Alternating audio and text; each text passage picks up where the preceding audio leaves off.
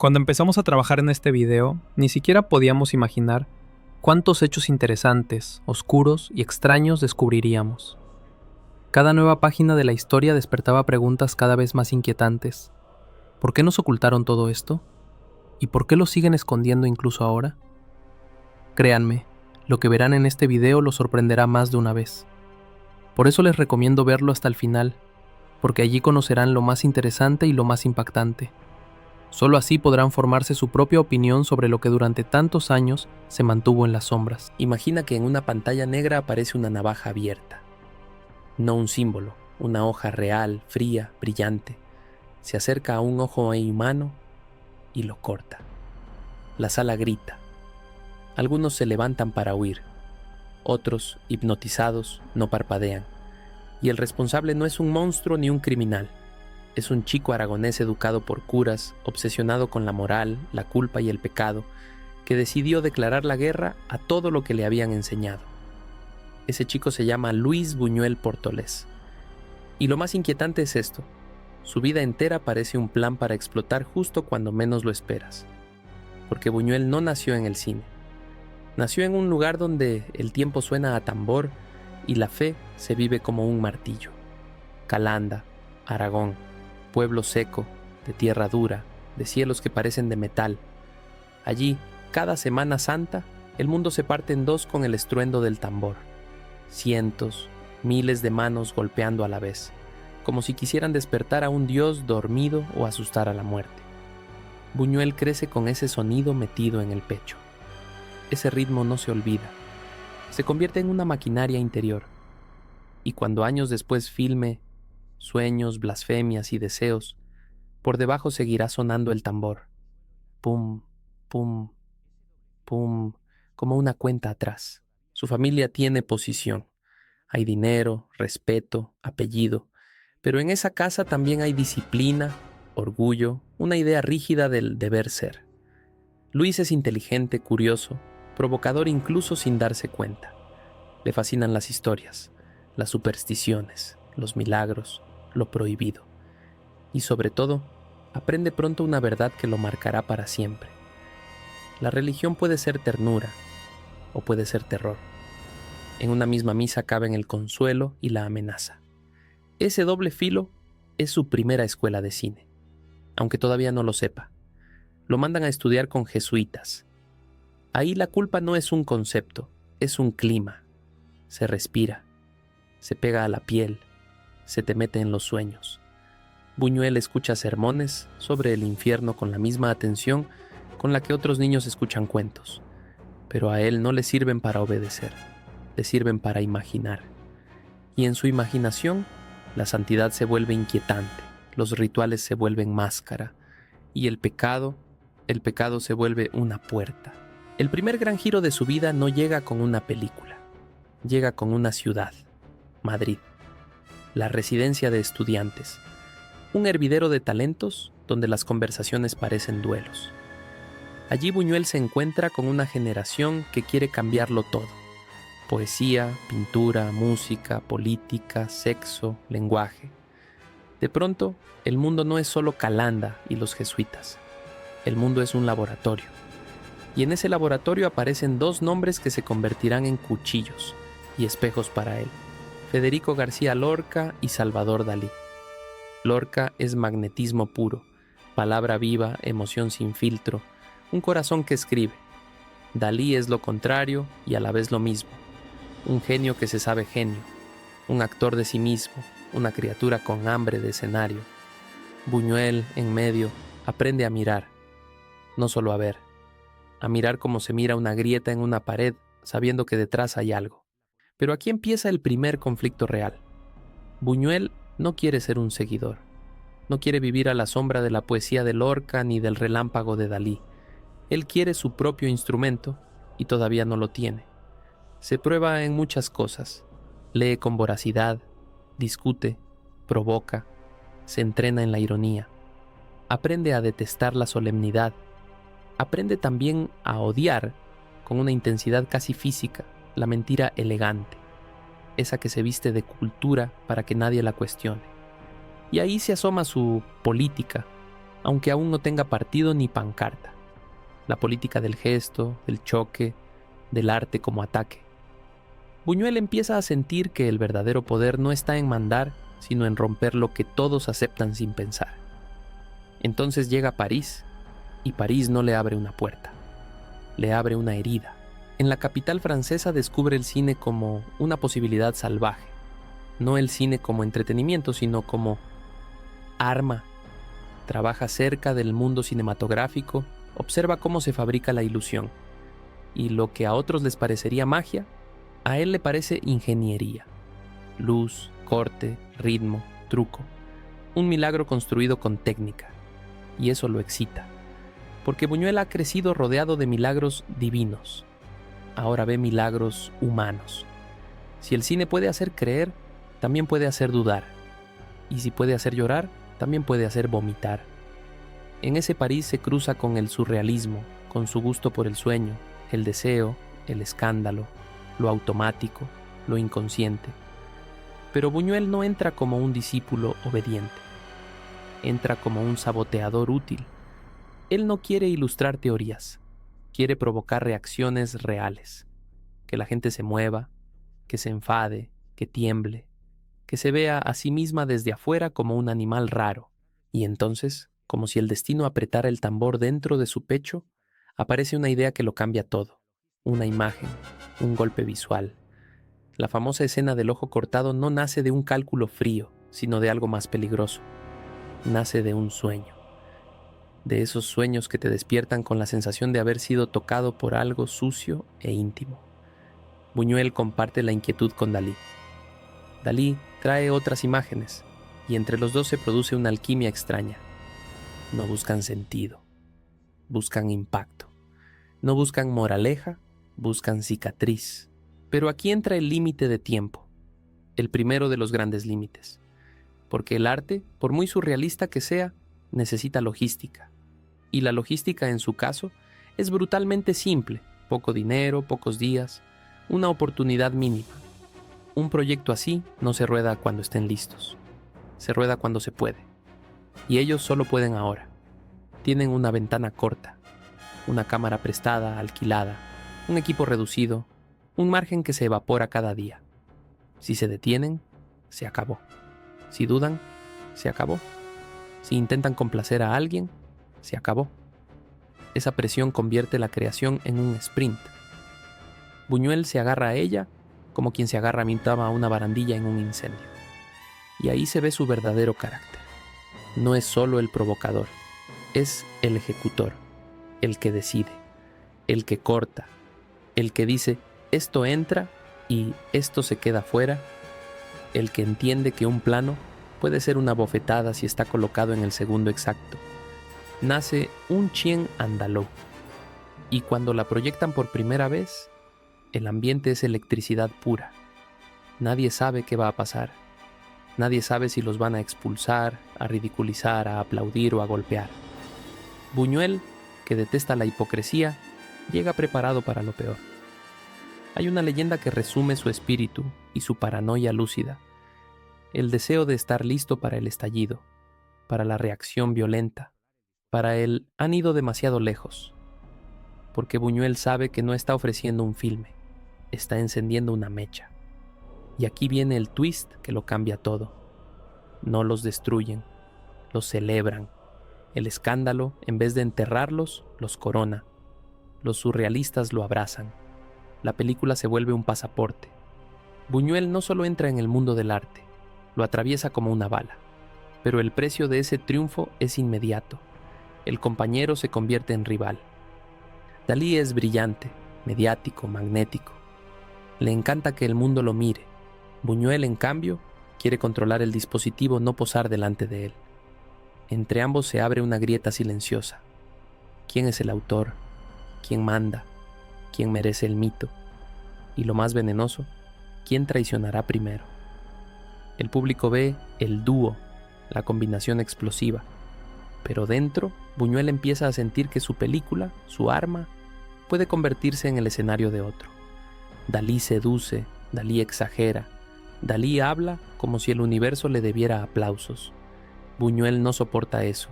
lo tolera porque lo necesita, pero lo registra, y Buñuel nunca olvida lo que registra. En ese punto, su vida deja de ser una serie de casualidades y se convierte en una ruta. Si el cine puede herir, él va a herir con precisión. Si el mundo le exige respetabilidad, él va a responder con lo contrario. Y si alguien intenta usar su obra como espejo para brillar, Buñuel va a convertir ese espejo en un cristal roto. La tensión sube cuando prepara el siguiente salto. Ya no basta con un cortometraje.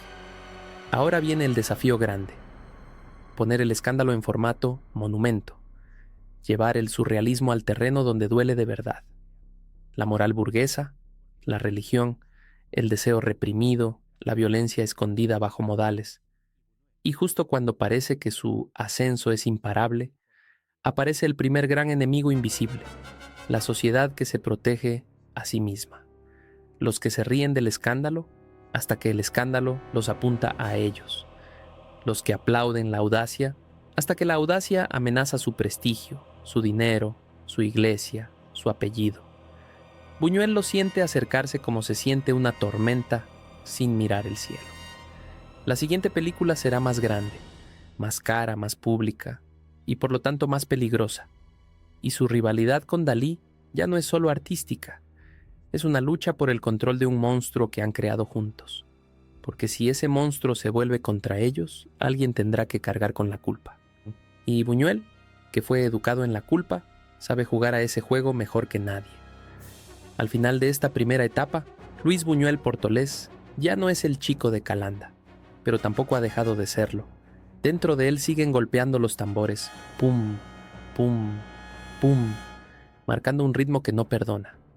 Lo que viene ya no será una travesura surrealista, será una guerra abierta, con censores, con escándalos, con amistades rotas, con países cerrándole puertas y con un reloj que empieza a correr de verdad, porque el mundo, Europa, España, la historia, está a punto de incendiarse. En cuanto el público cree que ya ha visto lo peor, el ojo, la navaja, el grito, Buñuel sonríe por dentro y hace algo mucho más peligroso.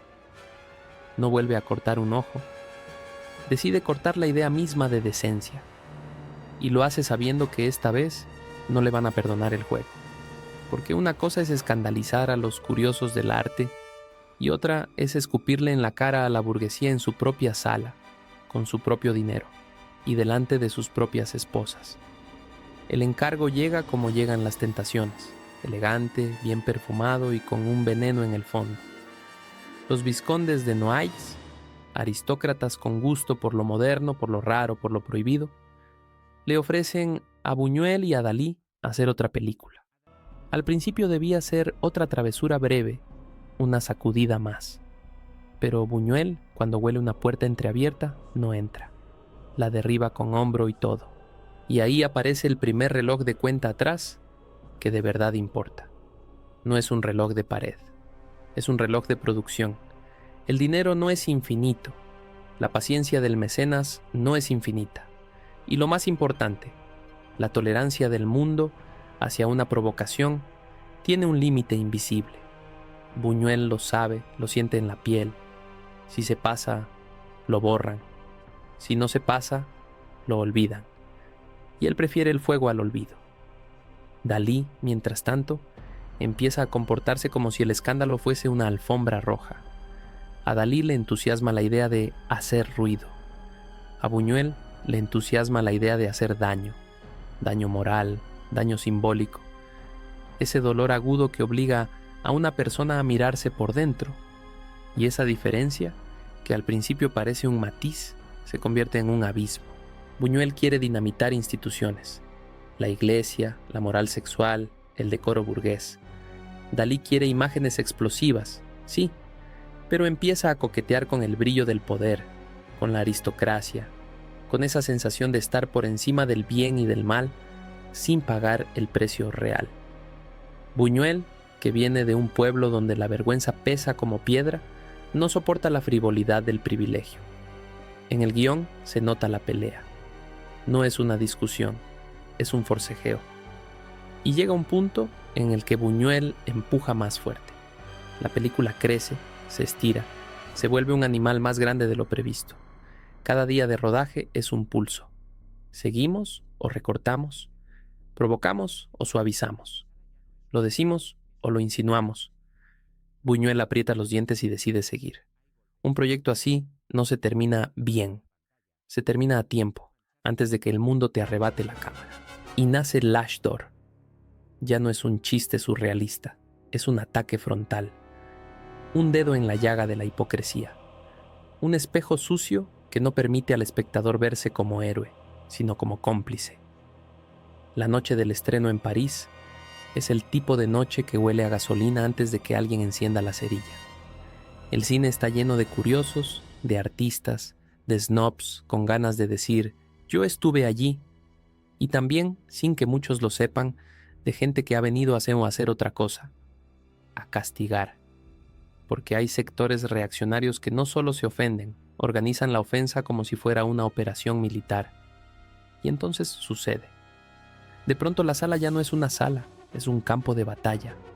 Hay gritos, hay golpes, se lanza tinta contra la pantalla, como si quisieran manchar la imagen para que nadie pueda verla limpia. Fuera y dentro se rompen cosas, se destruyen obras, se destrozan cuadros expuestos, se ataca no solo una película, sino una idea. La idea de que el arte pueda burlarse de lo sagrado sin pedir permiso. La policía interviene, y la respuesta institucional es tan fría como definitiva. Prohibición. Un giro brutal. Buñuel consigue exactamente lo que buscaba, el escándalo. Pero el escándalo se vuelve una trampa, porque ahora no es el niño terrible. Ahora es el hombre al que se le puede cerrar la puerta con un sello oficial. La película queda vetada, la carrera queda contaminada, y los mecenas, por muy valientes que se creyeran, sienten el calor de la hoguera acercándose a su apellido. Buñuel no se derrumba. Buñuel se recalcula. Y aquí entra el segundo twist. Cuando el mundo te prohíbe hablar, descubres otra forma de gritar. Si la ficción escandaliza, entonces Buñuel mira hacia la realidad, pero no para suavizarse, para afilarse. Vuelve a España en un momento en que el país es un tablero lleno de piezas nerviosas. La República ha traído esperanzas y también fracturas. Hay anticlericalismo, hay rabia, hay hambre, hay una tensión que parece crecer bajo los adoquines. Buñuel, que siempre has tenido instinto para detectar dónde se pudre la máscara, se mete en política de un modo que no es de mitin, sino de convicción. Se acerca a la izquierda, a la militancia. Su cabeza se llena de palabras como clase, propaganda, lucha, estructura. Y al mismo tiempo se da cuenta de una verdad incómoda. Incluso los revolucionarios pueden querer censurar lo que no entienden. En medio de ese clima aparece un hombre clave, Ramón Acín, amigo, artista, anarquista. Una de esas personas que parecen imposibles, idealista, brillante, generoso hasta el punto de lo absurdo. Acín le hace a Buñuel una promesa casi de cuento de taberna. Si algún día gano la lotería, te financio una película. Y el universo, con su humor negro, decide cumplirlo. Acín gana dinero y cumple. Le entrega una parte para que Buñuel filme. De pronto, Buñuel tiene algo que no tenía desde París, una oportunidad de rodar, pero ahora el escándalo no será una fantasía surrealista. Será España mirándose al espejo. El lugar elegido es Las Urdes. Y si Calanda era piedra y tambor, Las Urdes es piedra y silencio. Montañas ásperas, caminos que parecen heridas abiertas, aldeas que viven al borde de la nada. Buñuel llega allí con un equipo mínimo, con una cámara, con hambre de verdad, y con un método que no es el del documental piadoso. Él no viene a consolar, viene a sacudir. Lo que filma es pobreza extrema, niños con miradas antiguas, casas oscuras, enfermedad, aislamiento, un paisaje que parece expulsar a la gente. Y aquí llega uno de los detalles más inquietantes de toda su carrera, un detalle que muchos espectadores no olvidan jamás, la sensación de que la película no solo observa la miseria, sino que la construye para golpear más fuerte. Hay escenas que se convirtieron en leyenda por su crudeza. Se cuenta, y hay quienes dicen verlo en el propio plano, que en la famosa caída de una cabra por un barranco aparece un pequeño rastro de humo en un borde de la imagen, como si la caída no fuera un accidente, sino un disparo fuera de campo. Piensa en eso. Un director que, para que el mundo crea en la brutalidad del lugar, decide fabricar un hecho brutal. ¿Es ética? ¿Es crimen? ¿Es cine? Buñuel no responde con disculpas. Su respuesta es peor. Te devuelve la pregunta a la cara y te obliga a tragarla. Las Hurdes. Tierra sin pan no cae bien. Por supuesto que no cae bien, porque no es solo un retrato, es una acusación. Y el Estado, incluso cuando se llama a sí mismo moderno o republicano, odia las acusaciones que lo dejan en vergüenza. Se censura, se bloquea, se murmura que da mala imagen, como si la mala imagen fuera la cámara y no la realidad. Buñuel entiende entonces que la censura no tiene un solo uniforme. Puede llevar sotana, puede llevar traje, puede llevar bandera. Cambia de nombre, no de instinto. Y mientras Buñuel choca contra esas paredes, su rival, Dalí, empieza a moverse en dirección contraria. Dalí se desliza hacia el espectáculo, hacia el glamour, hacia los salones. Donde Buñuel ve hipocresía, Dalí ve escenario. Donde Buñuel se endurece, Dalí se vuelve máscara brillante. La rivalidad ya no es por quién es más genial, es por algo más tóxico. ¿Quién decide qué es la realidad? Buñuel, en cambio, está entrando en otra clase de poder. No el poder de la fama, sino el poder del aparato. Y entonces estalla la historia con mayúscula, la guerra civil. Al principio el caos lo devora todo, España se parte. Y en ese incendio, Buñuel es llamado a un trabajo que suena burocrático, pero es explosivo. Colaborar desde París, con tareas de propaganda y organización de material cinematográfico para la República. Suena a oficina, pero piensa lo que significa. Metros y metros de película real. Cadáveres, bombardeos, niños huyendo, ciudades en ruinas, pasando por manos humanas que deciden qué se muestra al mundo y qué se guarda. ¿Qué imagen viajará al extranjero? ¿Qué imagen convencerá? ¿Qué imagen movilizará dinero, apoyo, armas, solidaridad? Ahí Buñuel por primera vez no solo hace cine, administra la mirada. Es un tipo de poder invisible y enorme. Un poder que no se ejerce con discursos, sino con tijeras y montaje, con selección, con silencio. Y aquí llega el límite de tiempo más cruel de todos. Ya no es el presupuesto, ni la paciencia del mecenas, ni la censura de un prefecto. Ahora es la guerra, es el avance de los frentes, es la posibilidad de que en cuestión de semanas todo se derrumbe. Buñuel trabaja con la sensación de que cada rollo de película puede ser el último, que cada decisión puede ser irreversible, que el mañana es un lujo. Mientras tanto, la rivalidad con Dalí se vuelve un fantasma persistente. No hace falta que se vean para competir. Se compite desde lejos. Dalí construyendo un personaje que se hace intocable, Buñuel hundiéndose en un trabajo que nadie aplaude, pero que decide narrativas. Dalí buscando eternidad en el brillo. Buñuel buscando urgencia en la sangre. Y, aunque parezca increíble, ambos están persiguiendo lo mismo: dominar el relato. Solo que uno quiere dominarlo para seducir y el otro para desnudar. Pero el twist más duro no es artístico, es personal. Ramón Acín, el amigo que creyó en él de forma casi milagrosa, es asesinado al inicio de la guerra. Y con esa muerte, Buñuel recibe un mensaje que le atraviesa el pecho. La generosidad también se paga. Los ideales también se cobran. Lo que en tiempos de paz era una promesa bonita, te financiaré una película, en tiempos de guerra se vuelve una sentencia. Ayudar, elegir, comprometerse, puede costarte la vida. Buñuel sigue adelante, pero cambia por dentro.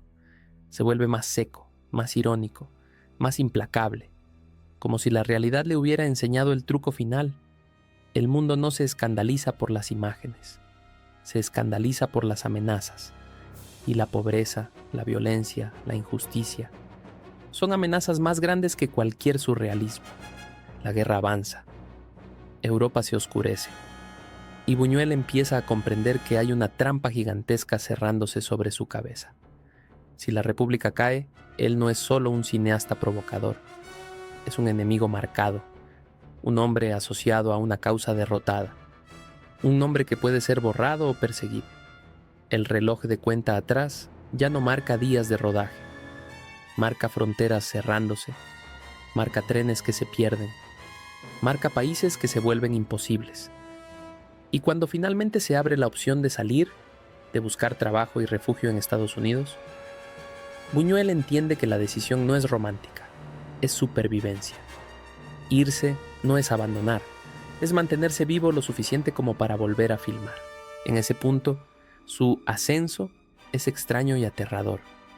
Ha pasado de ser el chico que cortó un ojo en la pantalla a convertirse en un hombre que maneja imágenes de guerra, que entiende el poder político del montaje, que ha visto cómo la censura cambia de máscara y que carga con una lista de muertos invisibles detrás de cada proyecto. Y justo cuando parece que ha encontrado un lugar desde donde resistir, se asoma una sombra nueva, una sombra americana, elegante, burocrática, capaz de destruirte sin disparar una bala. La sospecha, la etiqueta, el rumor, la palabra comunista dicha en el tono correcto. Buñuel cruza el umbral hacia otro mundo, pero no entra en una tierra prometida. Entra en un laberinto donde su pasado lo persigue como un perro silencioso y donde, en algún lugar, la voz de Dalí, brillante, publicitaria, venenosa, todavía puede aparecer para torcer la historia a su favor. Y así queda Buñuel, al borde del siguiente precipicio, con el tambor de Calanda todavía golpeándole por dentro, con Europa ardiendo detrás, con América delante y con una carrera que ahora depende de una sola cosa: si logra hacer cine antes de que el mundo lo vuelva a callar. En Nueva York, el frío no cae, muerde. Y Buñuel lo siente como una advertencia. Porque aquí el escándalo no se resuelve con gritos en una sala ni con una prohibición francesa. Aquí te destruyen de otro modo, con un sello, una llamada, un rumor. Un día tienes trabajo, al siguiente no existes. Y él, exiliado, con Europa ardiendo detrás, entiende la regla del nuevo mundo. Si te quedas sin pantalla, te quedas sin voz. Empieza en lo que parece un lugar seguro, casi inocente. Archivos, latas de película, pasillos silenciosos, salas donde el cine no es espectáculo sino memoria. Buñuel trabaja rodeado de imágenes que no son sueños, sino pruebas. Guerra, hambre, propaganda, discursos. Está cerca del cine, sí, pero no como autor, sino como operador de sombras. Y eso lo desespera, porque el hombre que aprendió a atacar con una navaja visual, ahora está obligado a ser discreto, útil, invisible. Y mientras él se disciplina para sobrevivir, su rival brilla en otra dimensión. Dalí no vive la guerra como un sótano lleno de latas. Dalí vive la época como un escenario mundial. Se vuelve un fenómeno, una marca humana, bigote, frases, provocación convertida en espectáculo. Donde Buñuel ve peligro, Dalí ve foco. Donde Buñuel mide cada paso porque un paso en falso te puede costar el futuro, Dalí se mueve como si el futuro le perteneciera por derecho. Ese contraste es el primer gran gancho de esta etapa. El mismo mundo que castiga a Buñuel por peligroso, celebra a Dalí por excéntrico. Y Buñuel lo nota, lo registra, le arde, porque su provocación no quiere ser un truco simpático, quiere ser un cuchillo que corta verdad. Entonces llega el golpe que le cambia la vida otra vez, pero esta vez no con una cámara, sino con una sospecha. En Estados Unidos el aire se vuelve espeso. Basta con que alguien pronuncie una palabra con mala intención, rojo, comunista, subversivo, para que una carrera se caiga por un barranco sin necesidad de empujarla mucho. Buñuel, por su pasado y sus vínculos, es vulnerable. Y aquí entra el twist más perverso. El enemigo no siempre viene en forma de censor con uniforme. A veces llega como un gesto casual, una insinuación, una biografía escandalosa que alguien cita, una frase sacada de contexto, y de pronto la maquinaria decide que eres inconveniente. Buñuel siente el reloj en la nuca. No es un reloj de premio ni de estreno, es el reloj del permiso de existir. Porque en ese clima, si te señalan, el margen es mínimo. O encuentras una nueva vida rápido o te conviertes en un fantasma. Y es en ese punto, con la presión apretándole la garganta, cuando el destino le abre una puerta que parece lateral, pero que en realidad es una salida de emergencia con fuego detrás. México. México no le ofrece comodidad, le ofrece algo mejor. Posibilidad. Un lugar donde el cine se hace con prisa, con oficio, con presupuestos ajustados y decisiones rápidas. Un lugar donde nadie le pide que sea Buñuel, el mito. Le piden que ruede, que entregue, que resuelva. Y Buñuel, que ha pasado años sosteniéndose para no caer, hace lo que mejor sabe: convertir la limitación en estilo, la urgencia en ritmo, la precariedad en filo. Sus primeros trabajos allí son un aterrizaje. Aprender el terreno, los productores, los actores, la industria, las reglas no escritas. Pero dentro, Buñuel está esperando el momento de clavar el diente. No ha cruzado medio mundo para filmar con la mano suave. Y ese momento llega cuando decide mirar a los ojos a algo que casi nadie quiere mirar sin parpadear: la infancia sin romanticismo. La mayoría de películas, incluso las que hablan de pobreza, tienden a proteger al espectador con una distancia. Música triste, discursos nobles, sufrimiento digno. Buñuel detesta esa coartada. Él no quiere que llores desde un sillón moral. Quiere que sientas incomodidad, que te duela la garganta de no saber qué pensar. Así nacen Los Olvidados. No es un cuento de superación, es un golpe al estómago. Niños en los márgenes, violencia cotidiana, miradas que no piden perdón por existir. Y de pronto, como si la realidad misma se quebrara, Buñuel introduce algo que parece imposible en un drama social. Un sueño que cae sobre la película como una sábana fría. Un sueño con comida flotando, con deseo y culpa mezclados, con una lógica de pesadilla que no embellece la miseria, la vuelve más insoportable. El estreno es dinamita. Lo acusan de exagerar, de ensuciar la imagen del país, de ser cruel. Hay quien quiere enterrarla. Y Buñuel, otra vez, se encuentra con la misma bestia de siempre. No digas eso en voz alta. Solo que ahora la bestia habla español, usa trajes distintos y se defiende con el mismo argumento cobarde. Eso no se muestra. Pero aquí viene el giro que lo consagra. La película no muere. La película viaja. Y cuando cruza fronteras, el mundo ve lo que Buñuel estaba diciendo desde el principio. El verdadero escándalo no es filmar la herida. El verdadero escándalo es vivir encima de ella fingiendo que no existe. De pronto, el exiliado deja de ser un problema local. Se convierte en un autor internacional. Y eso, para él, no es una coronación cómoda. Es un arma recuperada. A partir de ahí, Buñuel entra en su etapa de oficio letal. Empieza a rodar como un cirujano, preciso, económico, con una frialdad aparente que esconde una furia muy controlada. Su método se afina. No necesita gritar en el set. No necesita cientos de tomas. Construye escenas como trampas. El espectador entra, se acomoda, y cuando cree que entiende el tono, Buñuel cambia un tornillo invisible y todo se vuelve inquietante. Ahí está una de sus grandes técnicas, su firma secreta.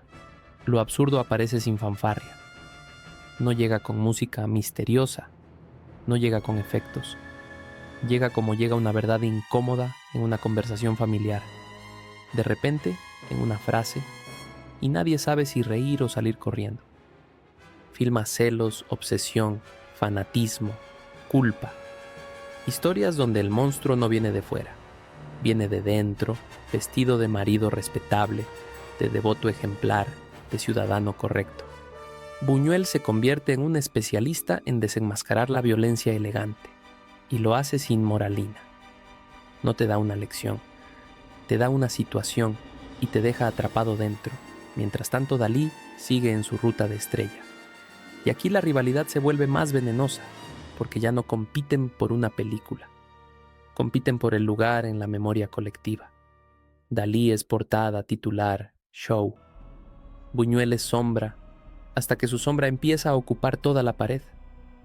Y entonces llega el salto que parecía imposible. Buñuel vuelve a Europa como autor consagrado, pero no vuelve como el joven del escándalo surrealista. Vuelve como un hombre que ha aprendido algo brutal. Si quieres que la sociedad se vea desnuda, no necesitas gritarle. Basta con invitarla a cenar y mostrarle lo que hace con el cuchillo cuando cree que nadie la juzga. Ese aprendizaje explota cuando filma una historia que parece tranquila, casi clásica, incluso piadosa por momentos, y que termina convertida en una bomba con retraso. Viridiana. El set, dicen quienes lo conocieron, no era un circo.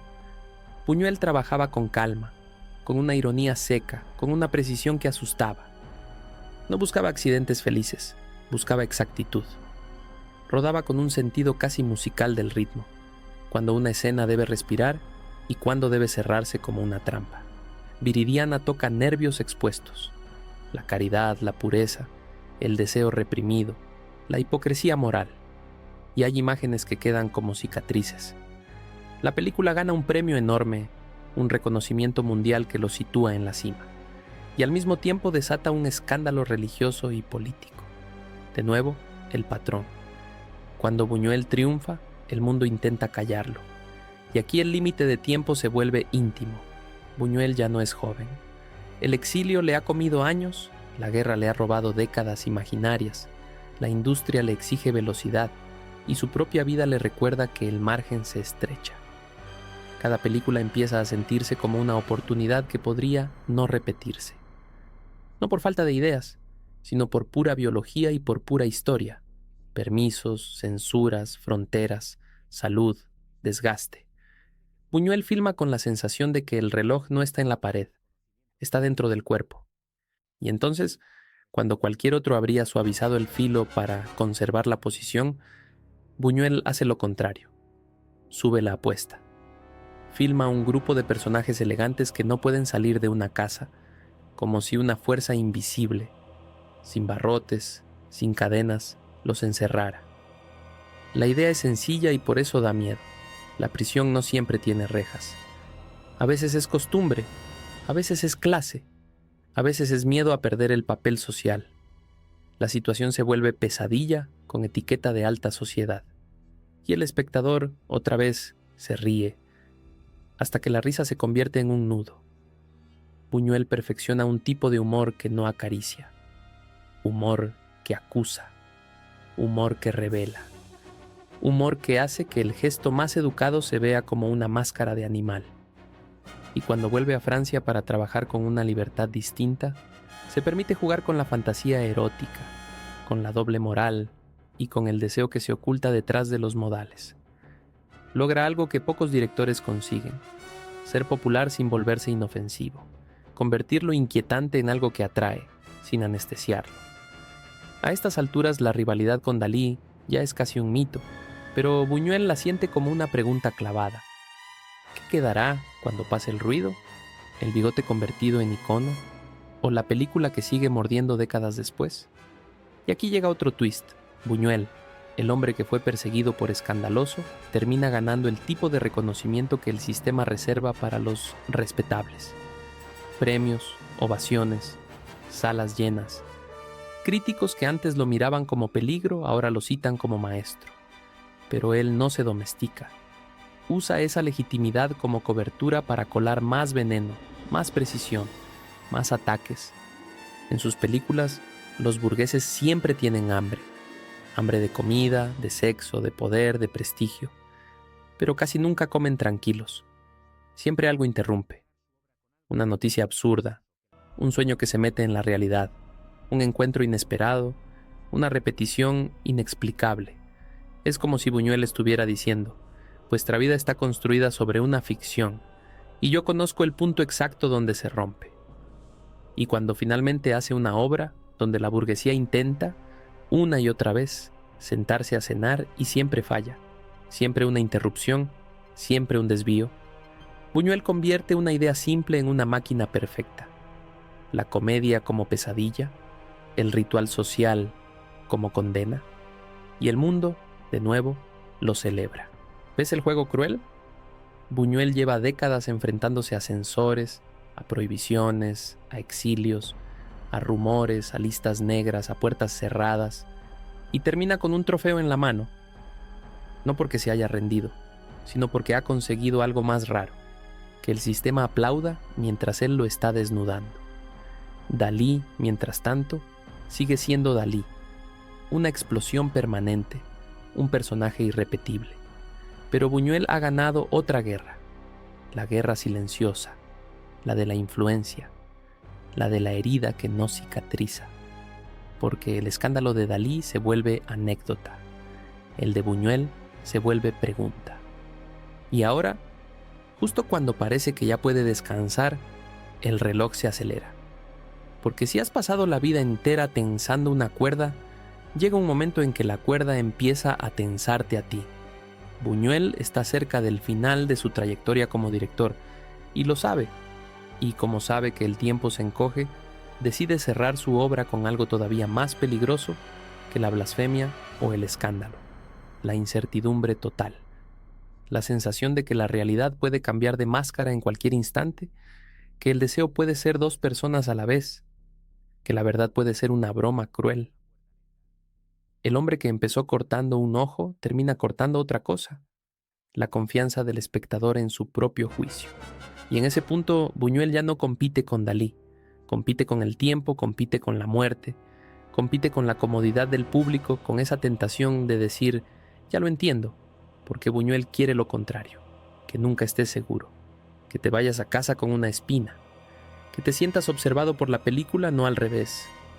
Cuando apagan las luces y el proyector se detiene, lo que queda no es una historia cerrada, es una inquietud abierta, y esa inquietud, esa punzada, es su victoria más grande. La gente cree que el final de un provocador siempre es un estallido, un escándalo final, una última blasfemia, una puerta derribada a patadas.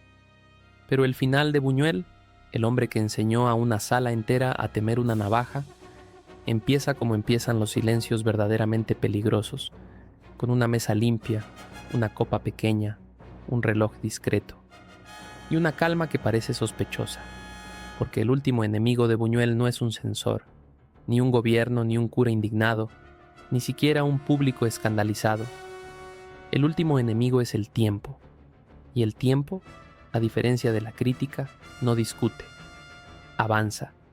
Hay un momento, después de tantas películas, de tantas fronteras cruzadas, de tantos golpes encajados, en el que Buñuel hace algo que desconcierta a todos los que lo imaginan como un incendiario permanente.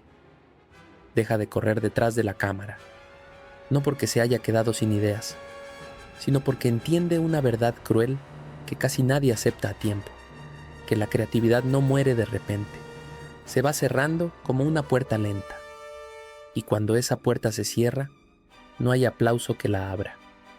La paradoja es brutal. Ahora que el mundo por fin lo llama maestro, ahora que ya no es el fugitivo del escándalo, sino el invitado de honor, Buñuel siente que su reloj interno marca otra cosa. Ya no marca estrenos, marca fatiga, marca memoria, marca la fragilidad de un cuerpo que durante décadas fue un instrumento de guerra y que de pronto empieza a pedir tregua. Aún así, su retirada no es una renuncia luminosa, es una maniobra táctica. Buñuel siempre ha sido así. Cuando parece que se va, en realidad está cambiando de trinchera. Y esa nueva trinchera es la palabra. El director que pasó la vida entera cortando la realidad con montaje se sienta a reconstruir su propia vida como quien desarma una bomba, con cuidado, con ironía, con una frialdad que no es falta de emoción, sino control absoluto. Hay algo escalofriante en verlo así. El hombre que convirtió los rituales burgueses en pesadillas, ahora convierte su propia biografía en un laberinto lleno de puertas falsas, recuerdos afilados y risas secas. No escribe para confesarse, escribe para dirigir el último plano, el de su memoria. Y aquí aparece uno de los giros más inquietantes de su final. Buñuel, el cineasta que nos enseñó a desconfiar de lo visible, empieza como a admitir, sin dramatismo, casi con humor, que la memoria también es una puesta en escena, que uno recuerda lo que puede lo que quiere, lo que le conviene, y que el resto lo inventa el cerebro con una naturalidad monstruosa. Es decir, el último surrealismo no está en la pantalla, está en la cabeza. Mientras su cuerpo va cerrando posibilidades, su mente sigue siendo un animal alerta. Se interesa por lo cotidiano con una curiosidad casi cruel. Observa a la gente. Observa cómo se comportan cuando creen que nadie los mira. Porque Buñuel nunca filmó historias, filmó conductas. Y aunque ya no ruede, sigue mirando como si cada gesto humano fuera una prueba de laboratorio. Lo imaginas descansando y te equivocas. Buñuel descansa como descansa un cuchillo dentro de una funda. Quieto, sí, pero listo. Y en ese final silencioso, el viejo conflicto vuelve a asomar como un fantasma que no se resigna. La rivalidad con Dalí.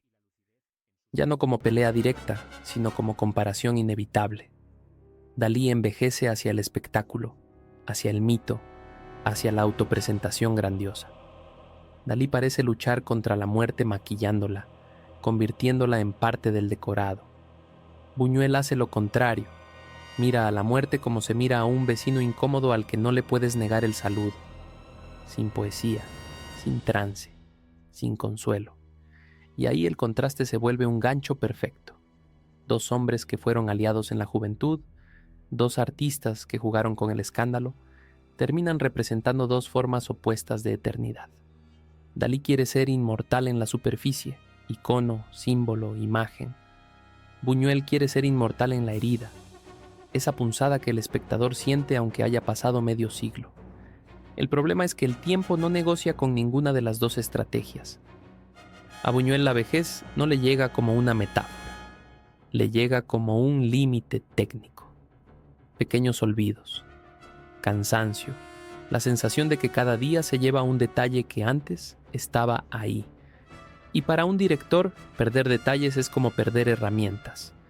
Su oficio siempre fue precisión. ¿Qué pasa cuando la precisión empieza a costar? Aquí entra la cuenta atrás más íntima. Buñuel se da cuenta de que por primera vez no puede ganar a fuerza de voluntad. No puedes dirigir el cuerpo como diriges un set. No puedes decirle al tiempo, otra toma. No hay repetición. No hay montaje que arregle lo que se va. Y ese vértigo, esa impotencia, podría haberlo vuelto sentimental. Pero Buñuel no era un sentimental. Era un estratega de lo humano. Así que transforma esa angustia en algo más útil, en lucidez. Y la lucidez en sus manos es un arma. Habla de la fe con una mezcla inquietante de respeto y veneno, como si aún sintiera en la lengua el sabor de los sermones de su infancia. Habla de la moral como una maquinaria perfecta para fabricar culpa y poder. Habla del deseo como una bestia que se disfraza de educación para entrar a tu casa. Y cuando alguien espera una gran declaración final, un manifiesto, una postura solemne, Buñuel responde con lo que siempre ha respondido. Ironía, contradicción, pequeñas bombas en frases cortas. Te deja sin la comodidad del yo ya entiendo quién era. Porque Buñuel nunca quiso ser entendido del todo. Quiso ser recordado con incomodidad. Y sin embargo, la vida se encarga de añadir un último twist que parece escrito por él. Mientras él envejece, su obra se vuelve más joven. Sus películas, lejos de envejecer, empiezan a reaparecer en conversaciones nuevas, en generaciones que no vivieron su guerra ni su censura, pero que reconocen la misma hipocresía con otro nombre. De pronto, el chico que escandalizó a París se vuelve un mapa para comprender el presente, como si Buñuel hubiera filmado no una época, sino un patrón. Y ese patrón es cruelmente simple. El poder siempre intenta presentarse como virtud. La virtud siempre intenta presentarse como pureza. Y la pureza siempre esconde una violencia. Lo más fascinante es que su legado no crece solo en la élite. Crece también en directores jóvenes que descubren que se puede hablar de cosas incómodas sin predicar, que se puede atacar la moral sin convertirte en un panfleto, que se puede hacer comedia con el mismo filo que un cuchillo. Buñuel deja una lección que parece una trampa. Si quieres que el público piense, no lo empujes con un discurso. Si quieres que se incomode, no lo insultes. Dale una situación cotidiana, y gírala 1 milímetro, solo 1 milímetro, lo suficiente para que la realidad se vea de repente como una máscara. Ese milímetro es la esencia de su influencia, y por eso su herencia es tan peligrosa. Cualquiera puede imitar el escándalo, pocos pueden imitar la precisión. En sus últimos años, Buñuel vive con la paradoja de ser un hombre famoso y al mismo tiempo un hombre que se guarda. No es el anciano que busca ovaciones constantes. Es el anciano que escucha, que observa, que se ríe por dentro cuando los demás creen que la historia ya está cerrada. Y si alguien le pregunta por la gloria, por los premios, por el reconocimiento, hay una sensación persistente de que para él esas cosas siempre fueron decorado. Un decorado útil, sí, para seguir trabajando, pero decorado al fin. Lo que le importaba era lo otro, la reacción del espectador cuando la película se mete debajo de la piel y se queda ahí. Y llega el momento en que el cuerpo, por fin, toma el control de la escena. Su energía disminuye, su mundo se hace más pequeño. Pero incluso ahí, Buñuel conserva algo que asusta, su capacidad de mirar la vida sin consuelo barato. La mayoría de las personas, frente al final, buscan un relato tranquilizador. Buñuel busca lo contrario, un final sin maquillaje, un final que sea, en sí mismo, coherente con toda su obra. Muere lejos del estruendo mediático que hubiera rodeado a otros artistas. Y ese detalle, en un mundo que convierte todo en espectáculo, es casi una última provocación. El hombre que hizo del escándalo una herramienta no convierte su muerte en espectáculo. La deja como un hecho, seco, final, sin música. Y entonces ocurre lo inevitable. El mundo empieza a discutirlo de verdad. Los que lo odiaban se vuelven más suaves, porque ya no está para responder. Los que lo celebraban se vuelven más solemnes. Y Buñuel, si pudiera, se reiría de esa solemnidad como se reía de todas las solemnidades. Algunos intentan domesticarlo, convertirlo en clásico, en autor respetable, en estatua. Y ahí su obra reacciona como un cuerpo vivo, se resiste, porque sus películas, incluso cuando entran en museos y academias, siguen mordiendo. En ese punto, la rivalidad con Dalí se resuelve de la única manera que el tiempo sabe resolver rivalidades, no eligiendo un ganador, sino dividiendo el tipo de eternidad. Dalí queda como imagen icónica, como espectáculo permanente en la memoria popular. Buñuel queda como virus intelectual, se mete, se reproduce, incomoda, muta, vuelve a aparecer cuando una sociedad intenta vestirse de pureza. Y ese es el legado más extraño. Buñuel se convierte en un detector de hipocresía. Cada vez que una época presume de moral, alguien vuelve a Buñuel. Cada vez que una clase social presume de elegancia, alguien vuelve a Buñuel. Cada vez que una institución presume de santidad, alguien vuelve a Buñuel. Porque Buñuel no filmó contra una institución concreta. Filmó contra el impulso humano de esconder el deseo, el miedo y la violencia bajo una máscara bonita. Si te fijas, la navaja inicial era un aviso. No era solo un shock visual, era una declaración. Voy a abrirte el ojo a la fuerza. Y la ironía final es tremenda. Nadie puede cortar el tiempo, ni el más grande de los provocadores. Pero Buñuel consiguió algo parecido a una victoria imposible. Aunque su vida se apague, su mirada se queda encendida en los demás. Cada vez que alguien ve una cena elegante y sospecha que detrás hay hambre y crueldad, Buñuel está ahí. Cada vez que alguien se enfrenta a una moral rígida y nota que huele a control, Buñuel está ahí. Cada vez que alguien mira una institución sagrada y se pregunta qué es lo que realmente protege, Buñuel está ahí. Y entonces, justo cuando crees que todo termina en un homenaje, aparece el último giro, el más cruel y el más buñueliano. Su obra no te da descanso. No te permite decir qué genio y pasar a otra cosa. Te mira de vuelta.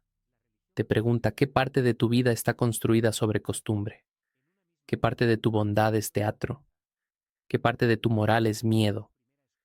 Eso es Buñuel después de Buñuel, una presencia incómoda, un tambor lejano que no se apaga del todo, un ruido que vuelve cuando intentas dormir tranquilo.